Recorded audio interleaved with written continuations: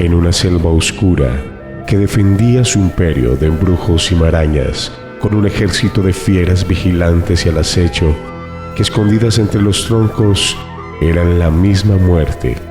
Así eran estas tierras antes de ser violadas por las plantas españolas, que formada por terrenos ásperos y bruscos, en donde se encontraban algunos claros labrados.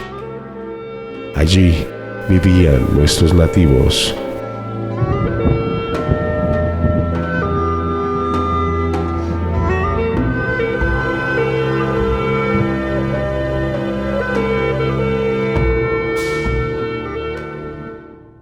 El territorio del Gran Caldas, unos 30.000 kilómetros cuadrados, sufrió 3 procesos de poblamiento y colonización durante toda su historia. El primero fue dado por los indígenas que venían principalmente de origen centroamericano, crearon acá en Colombia una cultura cumbre que fue la quimbaya, y también venían siendo perseguidos por los indios caribes, que a la llegada de los colonos españoles estaban a punto de tomarse todo el territorio.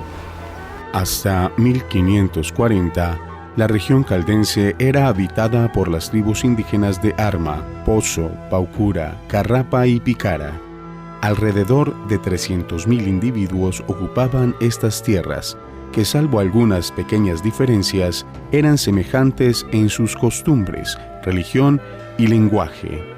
El territorio comprendido entre el río La Honda y el río Pozo pertenecía a los Picaras, una tribu dedicada principalmente a la agricultura que habitaba en los terrenos del hoy municipio de Aranzazu.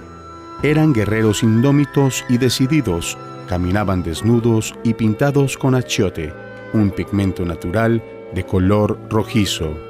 Vivían en las copas de los árboles o en construcciones hechas de paja, y cuando partían a la guerra quemaban sus ranchos para no tener regreso en caso de derrota. Vivían en constante comunicación con sus dioses, a quienes presentaban valiosas ofrendas, de los cuales recibían consejos y por quienes eran castigados cuando observaban una mala conducta. Dentro de las jerarquías religiosas que encontramos en estas tribus, podíamos encontrar a los moanes o los jeques, que eran hechiceros, que tenían la potestad de privar de la vida o de la salud a las personas no gratas que vivían dentro de las tribus. También tenían la habilidad de vaticinar los eventos que iban a acontecer, y también hacían exorcismos dentro de sus rituales.